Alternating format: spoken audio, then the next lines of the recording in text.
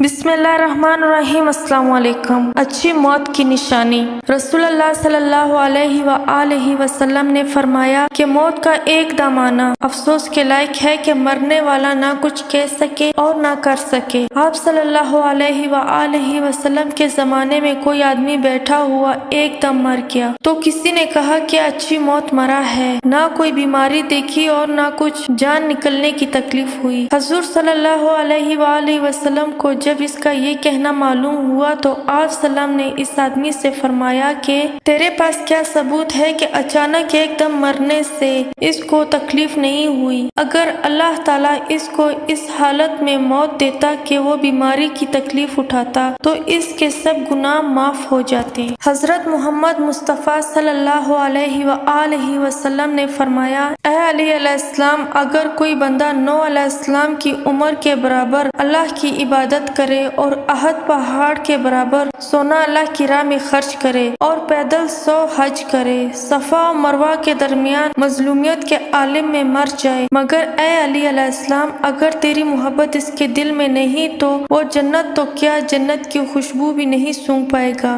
آپ صلی اللہ علیہ وآلہ وسلم مسجد میں بیٹھے تھے، ایک عورت بہترین لباس اور چہرہ مزین کر کے آئی۔ آپ صلی اللہ علیہ وآلہ وسلم نے فرمایا، عورتوں کو اس سے روکو، بنی اسرائیل پر لعنت اسی وجہ سے ہوئی۔ رسول اللہ صلی اللہ علیہ وآلہ وسلم نے فرمایا، جس نے ایمان کے ساتھ اور ثواب کی نیت سے رمضان میں قیام کیا، اس کے گزشتہ گناہ معاف کر دیے جائیں گے۔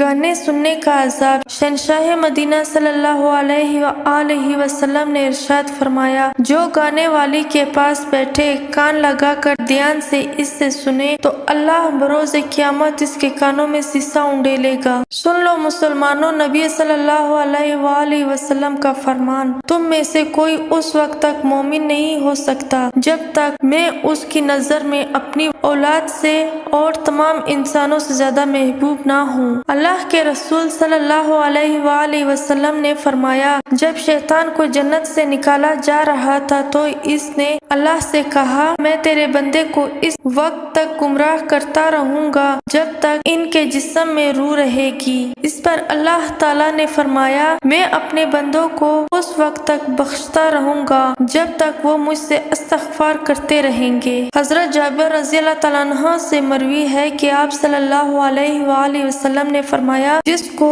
یہ 3 چیزیں مل جائیں اللہ اس سے اپنی حفاظت میں لے لیتا ہے اور اس سے جنت میں داخل فرمائے گا۔ کمزور پر نرمی، والدین پر شفقت، خادموں کے ساتھ بہترین سلوک۔ رسول اللہ صلی اللہ علیہ وآلہ وسلم نے فرمایا، جس نے اللہ کے سوا کسی اور کے نام کی قسم کھائی تو اس نے شرک کیا۔ حضرت علی رضی اللہ تعالیٰ عنہ نے فرمایا، وضو جوانوں کی طرح کرو، نماز بوڑھوں کی طرح پڑھو اور دعا بچوں کی طرح مانگو۔ غصے کا علاج۔ رسول اللہ صلی اللہ علیہ وآلہ وسلم نے فرمایا، غصہ شیطان کے سبب ہوتا ہے اور شیطان آگ سے پیدا کیا گیا ہے اور آگ پانی سے بجھائی جاتی ہے، لہٰذا تم میں سے کسی کو جب غصہ آئے تو وضو کر لے۔ اگر ویڈیو پسند آئی چینل کو سبسکرائب کریں اور ساتھ ہی گھنٹی کے نشان کو دبا دیں تاکہ میری ہر آنے والی ویڈیو آپ تک بآسانی پہنچ سکے۔ شکریہ۔ اللہ حافظ۔